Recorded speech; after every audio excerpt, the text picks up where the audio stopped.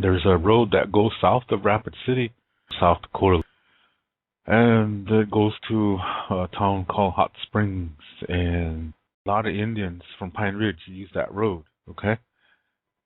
Well, back in the 1980s, there was this young family. They had about 5 or 6 kids, and it was wintertime. They were going into Rapid City, and they must have relatives or something there, because a lot of Pine Ridge people live in Rapid City.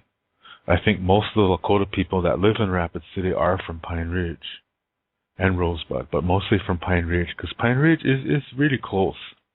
Anyway, they were driving there, and their car hit an ice patch before they got to a bridge. And then the car slid, and it went off the bridge, and there was a frozen river there. And the car broke the ice, and it flipped over, and then it went into the water. And it was, of course, the water's ice cold, and people died really quick. They drowned, yeah. And probably the coldness of the water made that happen really quick too. And so, by the time they got help there, everybody died.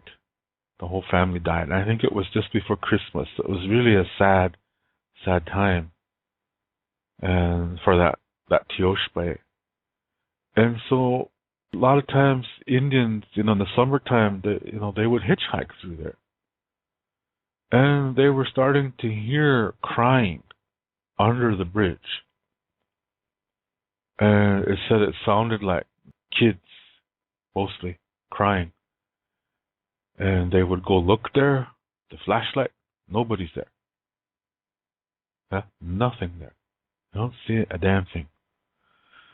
So they got one of the medicine men to go over there, and he had to cleanse the area. Now, people misunderstood that. They thought, they chased the spirits away.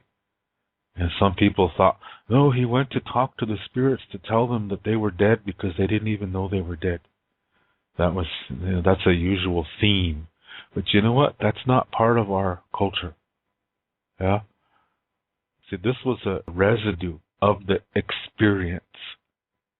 Yeah? This was a residue of the experience that was still there. And so what he had to do was, when they said he cleansed the area, what he did was he re-energized it using, these helpers that help them. There are things around us all the time that we can't see, but animals see them. Some of these things are what help the holy people. The holy people have no power. Medicine men have no power. It's these things that work through the holy people. They're the ones with that power. So this is what they had to use to re-energize the area. There's certain songs that go along with this that they sing, and this kind of balances the area out, yeah? Because it's also, like, say, for example, when you say something, those words are there, but the energy of those words is still there too. So when it's a really traumatic experience, that increases. The power of that energy increases. That's still there. It's still there. Those souls are gone. They're on their soul journey. But the residue of the experience was still there. And so they had to balance that out. And you do that with a drum, you do that with singing certain songs, and then these spiritual helpers come, and then they rebalance it. They remove that energy, so that energy is not charged anymore with that experience. That's what's happening. That fits in Lakota Star Knowledge, because that's how we see that. In Lakota Star Knowledge, we say that a place can have a soul, okay? What that means is that sometimes in locations, certain events happened that were tragic, and so it left behind a residue. So you feel something wrong. If you ride by that area with the horse picks up on it first. And it might just buck, or just run. For no reason, it just runs the other way. Because it picked up on that residue was strong. So they have to get a holy person to go over there to charge that energy there so that it's neutralized. So this way it stops. Yeah, it doesn't happen anymore. But it's not the souls. They're gone. They moved on. So this is residue. And that's what people mix up. So residue, it might have a sound because it's a recording. The sound got recorded. And so that's what it is. That's what my spirit guide George told me. Yeah. My rodeo clown spirit guide from the 1800s. Sometimes I can't even understand him because he speaks with a Texan accent. Yeah.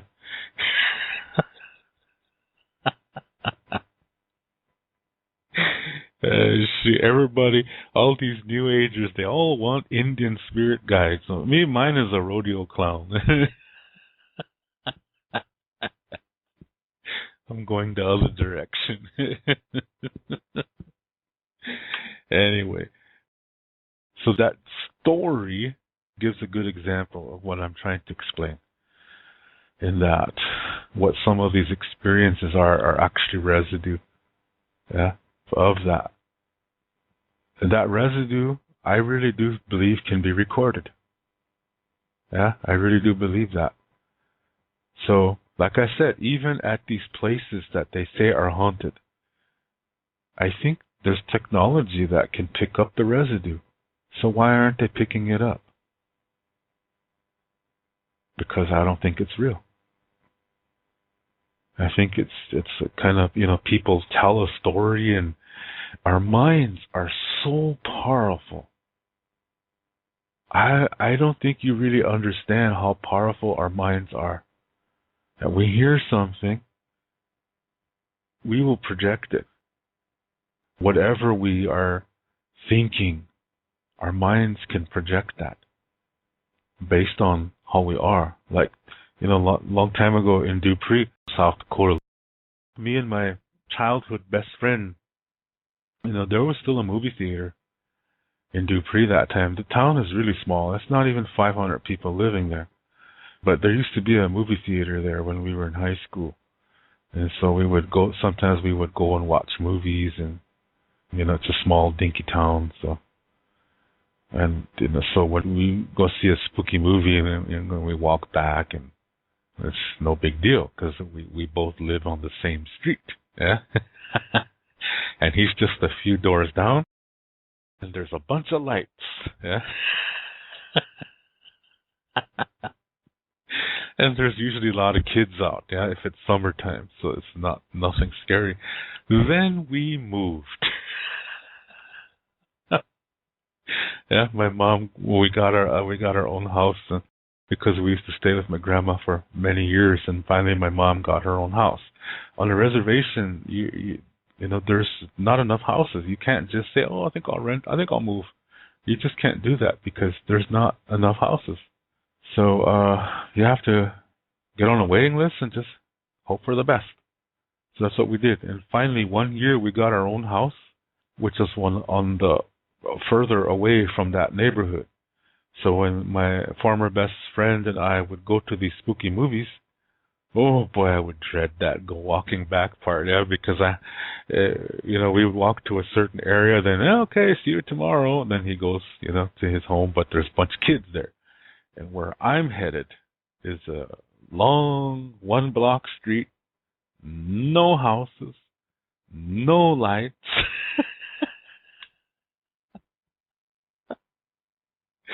and gravel road, yeah, until I get to the neighborhood where I live.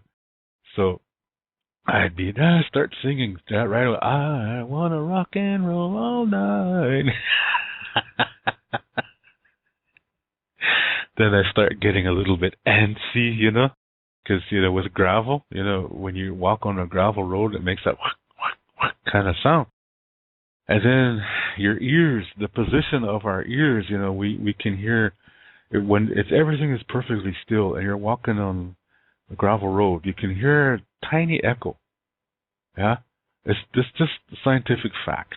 But your mind tells you, somebody's walking behind you. Yeah?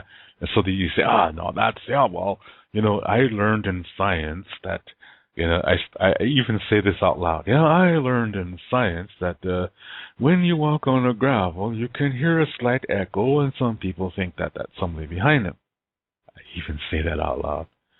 But I get like halfway, then I start walking faster, then the echo is faster too. So your mind plays tricks. Yeah.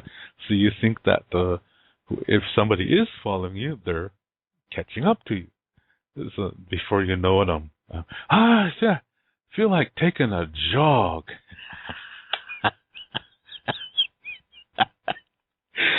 Slowly, my jog turns into a full blast, speed ahead run. Yeah.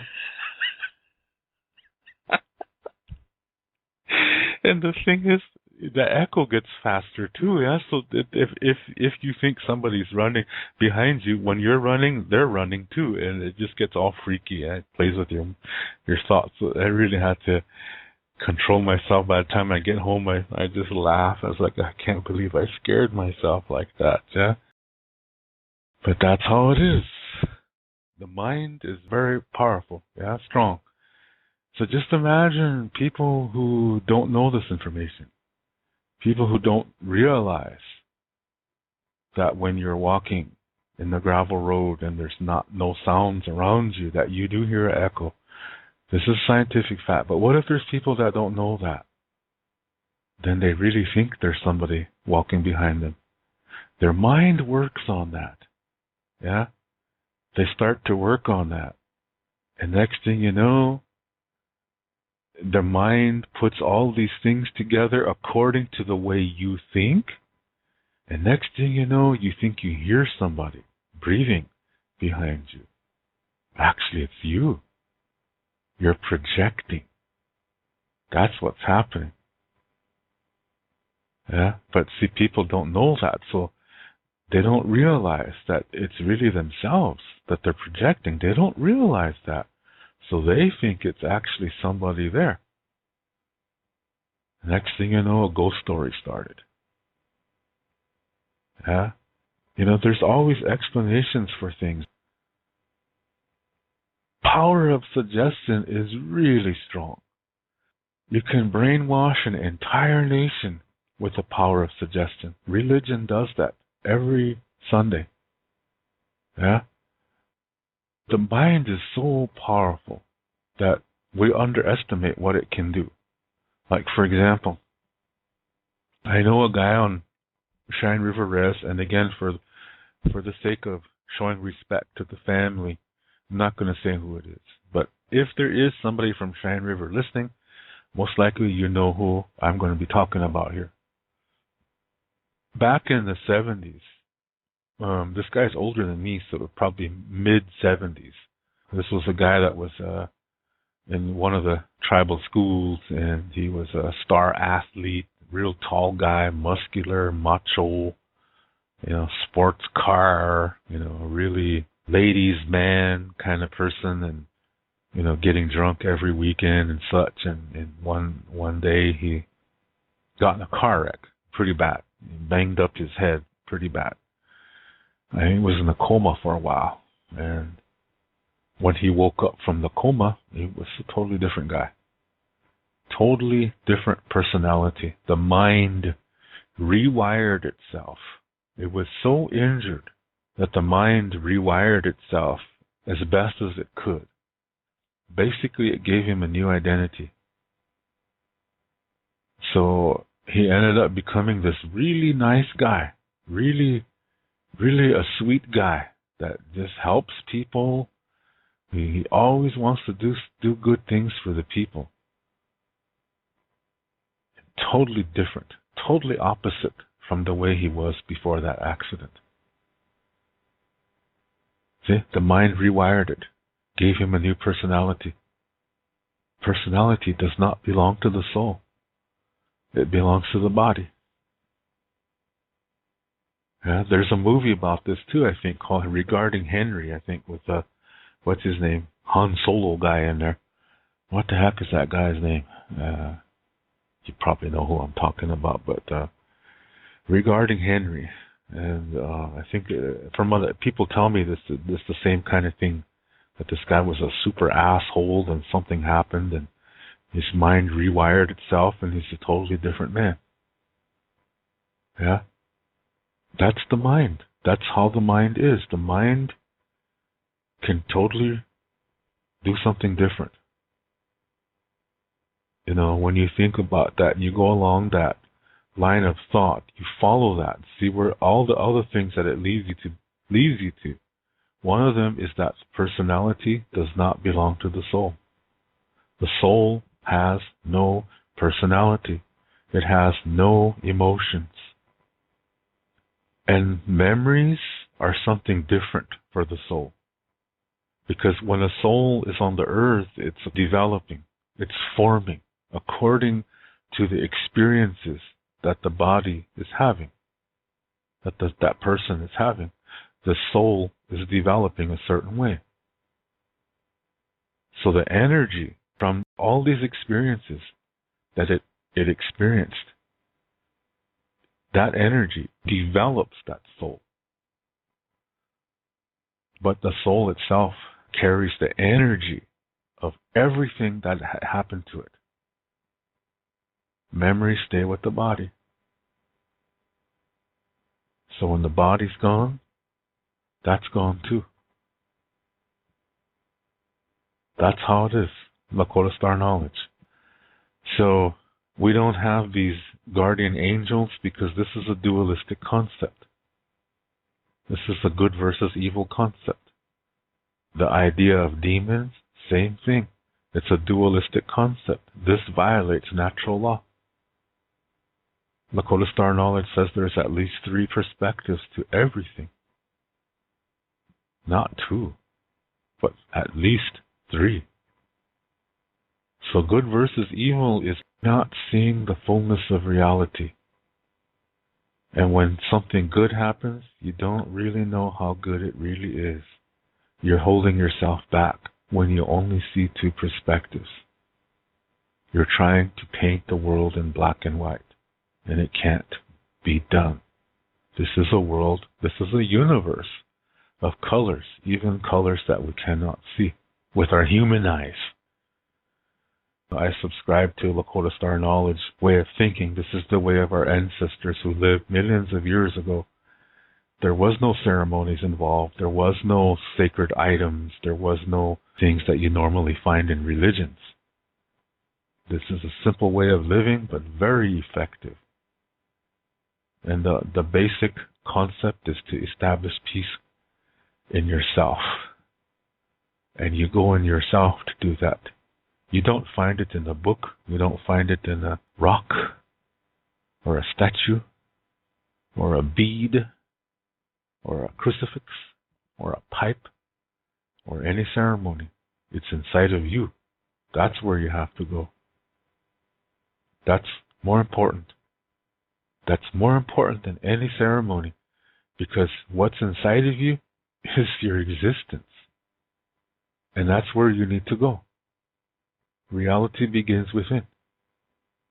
And this is why we have to go within ourselves. This whole idea of dark matter, it is there. But it's not a good versus evil concept either.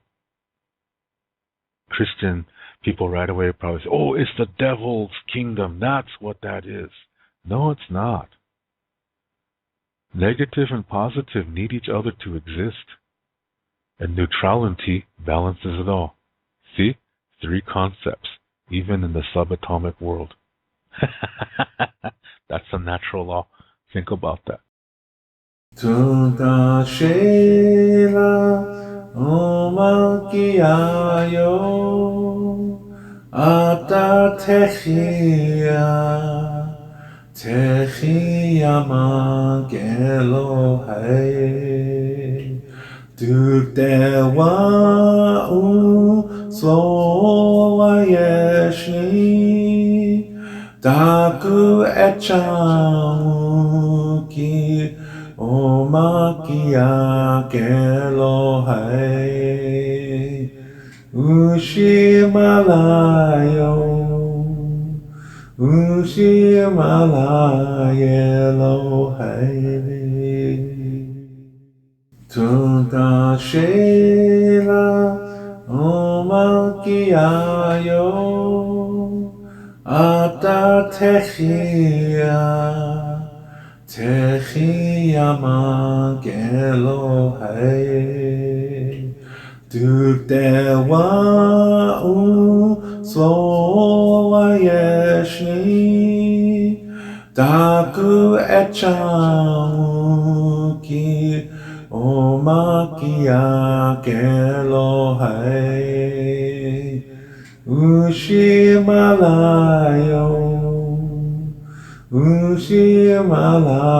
Elohai Tunta Shela Omakiayo Ata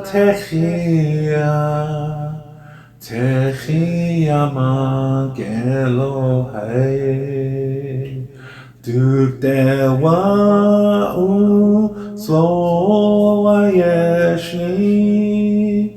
Taku Echamuki Omakia Kelohai Ushimalayo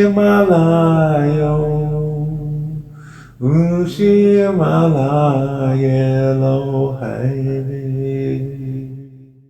Tunta Shela Omakiayo Ata Keya Mato Tukdewa Soayeshi Taku Echamuki Omakia Kelohai Ushimalayo Elohai